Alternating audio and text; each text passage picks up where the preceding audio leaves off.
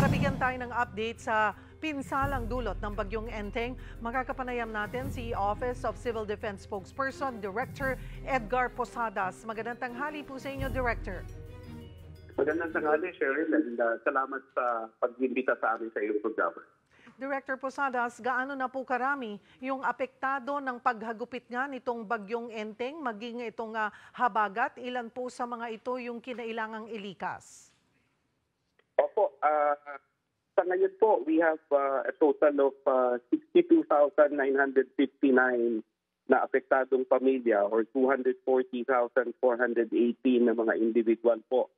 At out of the 62,959 po na mga pamilya, ang mga dadala po sa evacuation centers o pansamantalang nanirahan sa evacuation centers ay 12,024 po or 49,000 individuals, Cheryl. Ano-ano pong lugar yung pinaka nasalanta, Director? Well, in fact, kung pagbabasehan natin, Cheryl, yung datos namin ngayon, ang pinakamarami ay naapektadong pamilya ay dito sa region 5, susunod yung NTR, tapos susunod yung Calabarzon and region. May mga areas pa po ba na ngayon ay nananatiling hindi po accessible?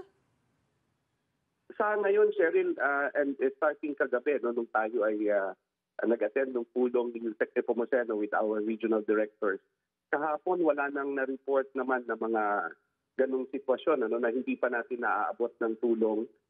Lahat naman ay naaabot na natin at yung mga ibang medyo talagang nabahaan ay subsiding naman na sila or at least nag-subside na. May mga napaulat din po, Director Posadas, na nasawi dito mula sa iba't ibang lugar dahil nga po sa baha at landslide. Ilan na po yung kumpirmadong casualties po natin? Cheryl, sa ngayon wala pa tayong kumpirmado. Paiba-iba yung datos natin. Yung may bilang na 5, may bilang na 12, may bilang na 10. Pero sa ngayon muna, para consistent tayo doon sa ating situational report na pinalabas kanina ng dito sa ating operation center, ang nakalagay muna dito, although this again is still for validation and confirmation, 10 ito, Cheryl, as of this morning. Sa initial po na assessment, gaano na po kalaki yung naging pinsala nitong bagyong Enteng sa ating infrastructure at agriculture? Mababa pa ang datos natin sa infrastructure, Cheryl.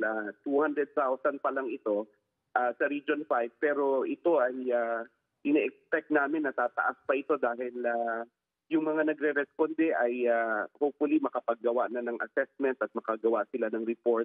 Siguro in the next few days, maybe tomorrow or the following day, mas makikita na natin yung itsura niya because we don't have yet report even to the damages to agriculture infrastructure lang ito, and mababa pa yung damages to houses na nakalagay dito. We only have 17, 9 total and then 8 partial, and these are only for regions 5, 6 and 7, Sherry.